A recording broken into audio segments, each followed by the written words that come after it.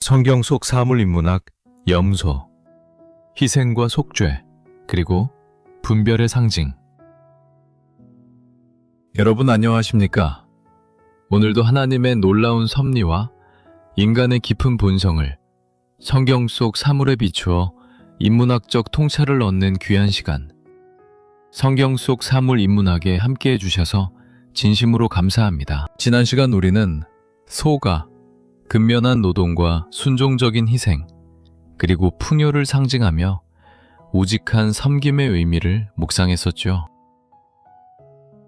오늘 성경 속 사물 인문학의 새로운 이야기, 이 시간 여러분과 함께 깊이 들여다볼 사물은 인류의 역사 속에서 가장 오래된 가축 중 하나이자 성경에서 중요한 희생 제물로 언급되며 때로는 선과 악을 구분하는 극적인 상징으로 등장하는 염소입니다.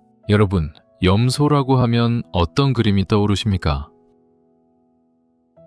아마 대부분의 사람들은 양과는 다소 다른 억세고 거친 생김새, 혹은 험한 산악 지역에서 잘 살아가는 강인한 동물을 떠올릴 것입니다. 때로는 온순한 양과 대비되어 고집스러운 이미지로 여겨지기도 합니다. 염소는 단순히 가축을 넘어선 희생과 속죄, 연약함과 강인함, 때로는 불순종과 심판, 그리고 영적인 분별을 상징하는 깊은 의미를 지니고 있습니다. 왜 인류는 오랜 역사 동안 이 염소와 함께하며 생존의 지혜를 배우고 신앙의 길을 걸어왔을까요?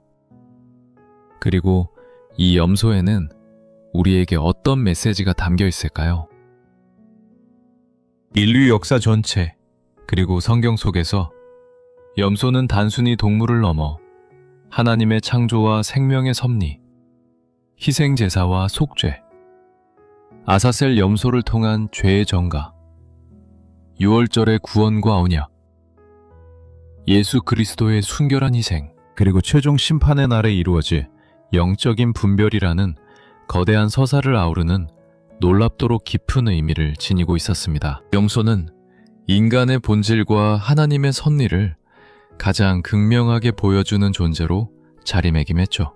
태초부터 시작된 하나님과의 관계가 어떻게 이 염소라는 상징을 중심으로 펼쳐졌는지, 그리고 물리적인 염소의 희생을 넘어선 영원한 구원, 곧 예수 그리스도를 통한 속죄와 최종 심판을 향한 인간의 갈망과 하나님의 약속이 어떻게 연결되는지, 그 모든 이야기가 이 염소에 담겨 있습니다.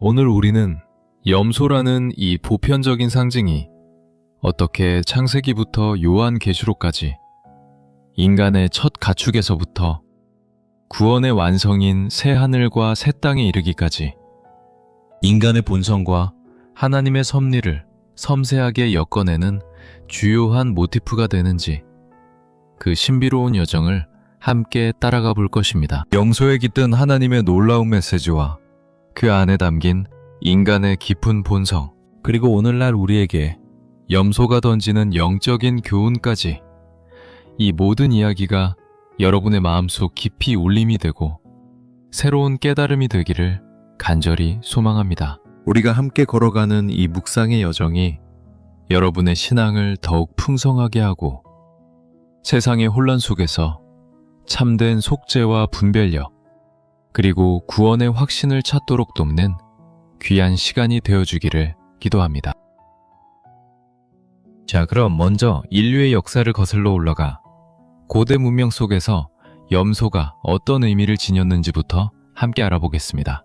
오늘날 우리가 염소를 대하는 방식과는 사뭇 다른 훨씬 더 깊고 복합적인 의미가 가장 기본적인 가축이라는 개념에 담겨 있었죠. 고대 사회에서 염소는 단순한 동물 자원을 넘어 생존 전략, 경제 적부, 그리고 영적인 신앙의 중요한 매개체였습니다. 메소포타미아, 이집트, 로마, 그리고 고대 이스라엘 등 고대 문명과 사회 속에서 염소는 인류 문명의 발전과 유목 생활의 핵심이었습니다. 염소는 고기, 젖, 가죽, 펄 등 인간의 의식주의 필수적인 모든 것을 제공했습니다. 특히 염소털은 튼튼하고 방수성이 좋아서 텐트를 만드는 재료로 널리 사용되었으며 이스라엘 백성의 성막을 덮는 데도 사용되었습니다. 염소는 거친 환경에서도 잘 적응하며 생존력이 강해 척박한 산악지역이나 사막에서도 유목 생활을 가능하게 하는 중요한 가축이었습니다. 염소는 경제적인 부와 사회적 지위를 나타내는 중요한 척도였습니다. 고대 사회에서 염소떼를 많이 소유한 자는 부유한 자로 인정받았고 때로는 권력과도 연결되었습니다. 염소를 거래하는 행위는 중요한 상업 활동이었으며 염소는 재산의 일부로서 상속되기도 했습니다. 염소젖은 귀한 식량원이었고 염소 고기는 특별한 잔치에 쓰이는 고급 식품이었습니다. 염소는 영적인 의미로도 중요하게 사용되었습니다. 많은 고대 종교에서 염소는 신에게 바쳐지는 중요한 희생 제물이었습니다. 염소를 제물로 바치는 의식을 통해 인간은 신의 노여움을 달래고 축복을 구했습니다. 염소의 희생은 죄의 속죄, 신과의 화해, 그리고 풍요를 기원하는 중요한 수단이었습니다. 염소의 피는 생명의 신성함과 희생의 의미를 담고 있어 제위의 핵심적인 요소였습니다. 때로는 염소의 간인하고 고집스러운 이미지가 특정 신성한 동물과 연결되어 숭배되기도 했습니다. 성경의 염소 이야기는 이러한 고대인들의 염소에 대한 보편적인 이해를 인정하면서도 그 의미를 훨씬 더 깊고 특별하게 제시합니다. 성경은 물리적인 염소를 통해 하나님의 주권적인 공급과 인간의 책임, 그리고 구원 계획을 드러냅니다. 염소는 그렇게 인간의 생존과 경제, 그리고 영적인 삶에 직접적인 영향을 미치는 필수 불가결한 존재였습니다. 이렇게 인류 문명의 시작과 함께했던 염소라는 개념이 성경 속에서는 어떻게 하나님의 공급, 희생과 속죄, 백성의 죄를 짊어진 상징, 그리고 구원과 심판이라는 다채로운 상징으로 표현하는지 함께 알아보겠습니다. 성경은 구약 전체에 걸쳐 염소를 매우 중요하게 다루며 그 안에는 깊고 풍부한 영적 의미가 담겨 있습니다. 염소는 하나님의 영원한 속성과 우리를 향한 그분의 사랑, 그리고 인간의 연약함과 구원받을 필요성을 깊이 깨닫게 하는 중요한 도구입니다. 성경은 염소를 통해 하나님의 속성을 설명하고 인간의 상태를 진단하며 구원의 역사를 계시하는 매개체로 사용합니다. 염소는 그 모든 과정을 통해 하나님의 일관된 사랑과 공의를 보여주고 있는 것입니다. 먼저 구약 성경에서 염소는 하나님의 공급과 축복, 그리고 가장 기본적인 재산을 상징합니다. 아브라함과 이삭, 야곱 등 족장들의 부는 주로 양과 염소떼의 소유로 측정되었습니다. 이들은 염소떼를 거느리며 유목 생활을 하였고 염소는 그들의 생존과 경제를 책임지는 핵심적인 재산이었습니다. 하나님께서는 그의 백성들에게 염소떼의 번성을 약속하시며 축복하셨습니다. 염소는 하나님의 물질적인 공급과 백성의 번영을 상징했습니다. 염소는 희생제물의 중요한 요소였습니다. 구약의 제사제도에서 염소는 주로 속죄제와 속건제에 사용되었습니다. 흠없는 염소를 잡아 그 피를 흘리고 제단에 태워 하나님께 드림으로써 죄를 속죄하고 하나님과의 화목을 이루었습니다. 특히 제사장의 죄, 온 회중의 죄, 혹은 지도자의 죄를 속죄하는 제물로 염소가 지정된 경우가 많았습니다. 염소의 피는 죄사함의 유일한 길이었으며 그 희생은 죄인된 인간이 거룩하신 하나님께 나아갈 수 있는 길을 열어주었습니다. 염소의 희생은 죄의 엄중함과 동시에 하나님의 은혜로운 구원 계획을 보여주는 강력한 상징이었습니다. 대속죄일, 2마리의 염소가 사용된 것은 염소가 가진 가장 독특하고 강력한 상징입니다. 레위기 16장에는 대속제일에 흠없는 2마리 숫 염소를 준비하여 하나는 제비 뽑아 여호와를 위한 속죄 제물로 드리고 다른 하나는 아사셀을 위한 염소로 정해 모든 이스라엘 백성의 죄를 전가한 후 광야로 내보내는 의식이 기록되어 있습니다. 여호와를 위한 염소는 희생의 피로 속죄를 이루고 아사셀 염소는 이스라엘의 모든 죄악을 짊어지고 인적이 없는 먼 광야로 보내져 죄가 완전히 제거되었음을 상징했습니다. 이 두 염소는 죄의 속죄와 죄의 제거라는 2가지 중요한 개념을 보여주는 것입니다. 야곱이 아버지 이삭을 속일 때 염소 새끼를 이용한 이야기도 나옵니다. 야곱은 에서의 옷을 입고 염소 새끼 가죽으로 팔과 목을 감아 눈이 어두워진 이삭을 속여 장자의 축복을 가로챘습니다. 여기서 염소는 인간의 간계와 속임수, 그리고 그로 인해 발생하는 비극적인 결과를 보여주는 도구가 됩니다. 이는 염소가 가진 교활하고 꽤 많은 이미지와도 연결될 수 있습니다.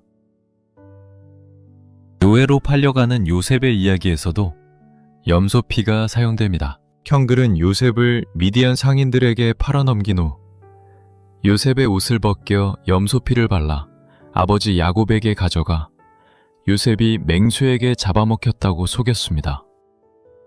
염소 피는 여기에서 거짓과 속임수, 그리고 비극적인 상황을 조작하는 데 사용되었습니다. 이는 순수한 희생의 피가 아니라 인간의 악한 의도 아래 오용된 피의 상징입니다. 사랑하는 여러분, 이렇게 구약의 이야기 속에서 염소가 지닌 깊고 다채로운 의미들을 함께 살펴보았습니다. 그렇다면 이제 신약으로 넘어와 이 염소라는 개념이 예수님을 통해 우리에게 어떤 새로운 메시지와 영원한 진리를 계시하셨는지 함께 묵상해 보시죠. 신약의 염소 이야기는 구약의 예표와 약속들을 완성하고 우리에게 더욱 개인적이고 영원한 구원의 소식을 전해줍니다. 신약 성경에서 염소는 무엇보다 예수 그리스도의 궁극적인 희생과 죄의 완전한 제거를 상징하는 중요한 이미지로 등장합니다. 예수님께서는 구약의 모든 염소 희생 제사를 완성하는 하나님의 어린 양으로 오시어 세상 죄를 위한 단 한 번의 희생 제물이 되셨습니다. 구약의 염소가 죄를 속죄하고 광야로 보내져 죄를 제거하는 상징이었다면 예수님께서는 친히 그 희생 제물이 되시어 자신의 피를 흘리심으로 우리의 모든 죄를 속죄하시고 우리의 죄를 영원히 가져가셨습니다. 히브리서 9장 12절은 염소와 송아지의 피로 하지 아니하고 오직 자기 피로 영원한 속죄를 이루사 단번에 성소에 들어가셨느니라고 기록합니다. 예수님의 희생은 구약의 모든 염소 희생 제사를 완성하는 궁극적인 희생이었습니다. 예수님께서는 그의 유명한 양과 염소의 비유를 통해 최후의 심판과 영적인 분별의 중요성을 가르치셨습니다. 마태복음 25장 31절부터 33절까지의 말씀은 인자가 자기 영광으로 모든 천사와 함께 올 때에 자기 영광의 보좌에 앉으리니 모든 민족을 그 앞에 모으고 각각 구분하여 양과 염소를 구분하는 것 같이 하여 양은 그 오른편에 염소는 왼편에 두리라고 기록합니다. 여기서 양은 예수 그리스도를 믿고 이웃사랑을 실천하며 섬기는 자들을 상징하는 반면 염소는 불신과 이기심으로 사랑을 실천하지 않은 자들을 상징합니다. 이 비유는 최종 심판의 날에 예수님께서 우리의 행위를 기준으로 양과 염소처럼 확실하게 분별하실 것임을 경고하며 우리가 이 땅에서 어떤 삶을 살아야 하는지를 극명하게 보여줍니다. 이 비유에서 염소는 강인하고 독립적인 성격으로 양떼와는 다른 습성을 가지는 것처럼 영적인 면에서도 자신의 뜻대로 살아가며 하나님의 말씀을 따르지 않는 고집스러운 태도를 상징합니다. 예수님의 말씀은 우리가 단순히 종교적인 행위만을 하는 것이 아니라 참된 믿음으로 이웃사랑을 실천하며 살아야 함을 강조합니다. 양과 염소의 구분은 외적인 모습이 아니라 내적인 믿음과 사랑의 실천 여부에 달려 있음을 보여줍니다. 히브리서 기자는 예수 그리스도께서 더 나은 피로 드려진 희생 제물이심을 강조합니다. 히브리서 10장 4절은 황소와 염소의 피가 능히 죄를 없이 하지 못함이라고 기록하며 구약의 염소피 제사가 죄를 완전히 제거하지 못하는 한계가 있었음을 지적합니다. 그러나 예수 그리스도께서 흘리신 자신의 피는 우리의 죄를 단번에 영원히 속죄하는 완전한 효력을 가지는다고 설명합니다. 염소는 그렇게 불완전한 구약의 제사를 완성하신 예수 그리스도의 완전한 희생을 드러냅니다. 그렇다면 오늘날 바쁜 일상을 살아가는 우리에게 염소는 어떤 의미를 던져줄까요? 끊임없이 분별하고 선택하며 살아가야 하는 현대인의 삶 속에서 염소라는 상징에 담긴 성경적, 인문학적 메시지는 우리의 영적 삶에 깊은 질문과 깨달음을 안겨줍니다. 현대사회는 선과 악, 옳고 그름의 경계가 모호해지는 경향이 있지만 그 안에서 우리는 진정한 진리와 분별력을 찾는데 어려움을 겪고 있습니다. 먼저 염소는 우리에게 죄의 심각성과 대속의 필요성을 상기시킵니다. 대속죄일의 두 염소가 우리의 죄를 대신하여 희생되고 제거되었듯이 우리의 모든 죄는 오직 예수 그리스도의 피로 말미암아 속죄될 수 있음을 깨달아야 합니다. 죄를 경시하거나 덮으려 하지 말고 우리의 죄를 솔직히 인정하고 예수님께 나아가 용서를 구하는 회개의 삶을 살아야 합니다. 염소는 우리가 자신의 죄를 짊어지고 광야로 나아가는 대신 예수님께서 그 모든 죄를 대신 짊어져 주셨다는 놀라운 은혜를 깨닫게 합니다. 둘째, 염소는 최후의 심판과 영적인 분별의 중요성을 강조합니다. 예수님께서 양과 염소를 구분하듯이 최종 심판의 날에는 우리의 외적인 모습이 아니라 내적인 믿음과 사랑의 실천 여부가 심판의 기준이 될 것입니다. 우리는 끊임없이 우리 자신이 양의 무리에 속하는지 염소의 무리에 속하는지 영적으로 분별하고 성찰해야 합니다. 단순히 주여 주여 한다고 모두 구원받는 것이 아니라 주님의 뜻대로 이웃사랑을 실천하는 삶을 살아야 합니다.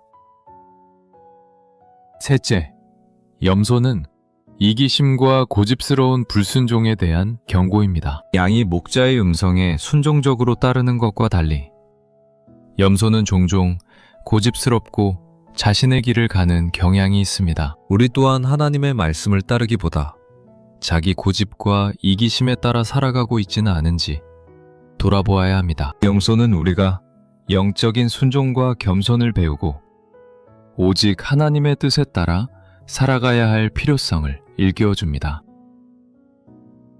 넷째, 염소는 선한 목자의 음성을 듣고 따르는 삶을 촉구합니다. 우리가 스스로 길을 잃기 쉬운 연약한 염소와 같을지라도 선한 목자 되신 예수님께서는 우리의 모든 연약함을 아시고 우리를 바른 길로 인도하시는 분이십니다. 우리는 목자의 음성을 분별하고 따르기 위해 말씀과 기도로 깨어 있어야 합니다. 염소는 우리가 참된 목자이신 예수님 안에서만 안전과 생명을 누릴 수 있음을 가르쳐줍니다. 마지막으로 염소는 교회 공동체의 상호 책임을 일깨웁니다. 한 무리의 양과 염소가 함께 섞여 있을지라도 목자는 그들을 정확히 구분합니다. 우리는 교회 공동체 안에서 서로를 사랑하고 돌보며 누가 참된 믿음을 가지고 주님을 따르는지 영적으로 분별하며 함께 선한 길을 걸어가야 합니다. 교회는 양무리와 염소무리가 나뉘는 마지막 날의 비유를 기억하며 모든 성도가 양의 무리에 속하여 영원한 구원을 얻도록 서로 돕고 격려해야 할 책임이 있습니다. 사랑하는 시청자 여러분, 성경 속 사물 인문학 이야기 염소에 대한 깊은 묵상을 함께 해주셔서 진심으로 감사합니다. 염소는 인류의 역사 속에서 생존과 경제의 근원이자 희생과 섬김의 상징이었을 뿐만 아니라 성경 전체를 관통하며 죄의 속죄와 제거, 최종 심판과 영적인 분결, 그리고 예수 그리스도의 궁극적인 희생을 가장 극적으로 보여주는 귀한 증인이었습니다. 우리의 삶은 소금 언약처럼 견고하며 그리스도의 등불처럼 세상을 비춥니다. 생명나무처럼 말씀에 뿌리 내려 풍성한 열매를 맺고 겸손한 물처럼 세상을 적십니다. 굳건한 돌처럼 주님을 증거하고 빵처럼 자신을 내어주어 세상을 섬기며 노아의 방주처럼 예수님 안에서 참된 구원을 찾습니다. 다벨탑의 교만을 버리고 횃불처럼 진리의 빛을 밝히며 언약의 피로 영원한 생명을 누립니다. 야곱의 베개 돌이 된 것처럼 고독 속에서도 하나님의 언약을 붙들고 이 땅의 집에서 하늘의 영원한 집을 소망합니다. 성전과 성막처럼 우리 자신을 하나님의 임재를 위한 거룩한 처소로 삼고 회당처럼 말씀과 기도로 연합하며 창고처럼 지혜롭게 하나님의 공급을 관리합니다. 감옥의 속박에서 벗어난 자유인으로 살고 망대처럼 깨어 시대를 분별하며 견고한 성곽처럼 그리스도 안에 숨어 안전을 누립니다. 문이신 예수님을 통해 하나님께 나아가며 지성소처럼 하나님과 친밀한 만남의 장소로 자신을 가꾸어야 합니다. 기둥처럼 그리스도 안에서 흔들림 없는 지지대로 서고 벽돌처럼 예수님의 몸된 교회를 세우는 살아있는 재료가 됩니다. 건축 재료인 나무처럼 생명의 근원이신 그리스도께 깊이 뿌리내리며 칼처럼 말씀이신 예수 그리스도를 영혼의 검으로 삼아 영적인 싸움에서 승리합니다. 소처럼 근면한 노동과 순종적인 희생으로 하나님을 섬기고 양처럼 선한 목자 되신 예수님의 인도하심을 따릅니다. 이제 우리는 염소처럼 죄의 속죄와 하나님의 분별하심을 깊이 깨달아 참된 순종과 사랑으로 하나님을 예배하며 살아가야 합니다. 오늘 이 시간 여러분의 영혼에 작은 울림과 은혜가 있었기를 바라며 다음 이야기에서 또 다른 성경 속 사물이 품고 있는 영적 보화를 함께 탐험하며 만나 뵙기를 기대합니다. 이 채널의 귀한 이야기가 계속 이어질 수 있도록 잠시 시간을 내어 구독 버튼을 눌러주시고 이 영상이 좋으셨다면 좋아요를, 다음 이야기도 놓치지 않으시려면 알림 설정을 부탁드립니다. 여러분의 작은 관심과 참여가 저희에게는 큰 기쁨과 힘이 됩니다. 항상 하나님의 평강이 여러분과 함께 하시기를 기도드립니다. 아멘.